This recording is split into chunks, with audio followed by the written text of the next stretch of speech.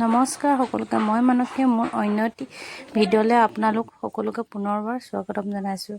কালি গধূলি টাইমত কৰা এয়া ভিডিঅ'টো মনটো খচখচাই আছিলে, তাকে কৰিলোঁ।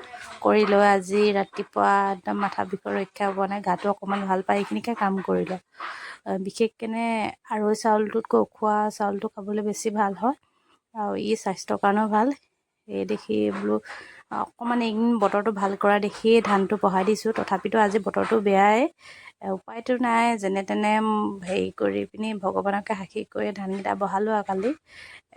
পিছে এতিয়া শুকাইছেগৈ বুলিয়ে ক'ব পাৰি, আৰু দুদিনটো দিবই লাগিব অলপ অলপকৈ।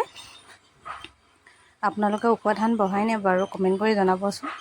মই এই ধানটো পিছে বহাই খুব ভাল পাওঁ, সেইটো কাৰণে মানুহজন নাথাকোঁতে কালি ধানকেইটা বহাই পেলালোঁ। এয়া ৰ'দত মেলি থৈছোঁ। আপোনালোক সকলোৱে যদি এনেধৰণৰ ভিডিঅ'বিলাক চাই ভাল পায়, লাইক কমেণ্ট শ্বেয়াৰ আৰু ফ'ল' কৰি দিব। Bye bye.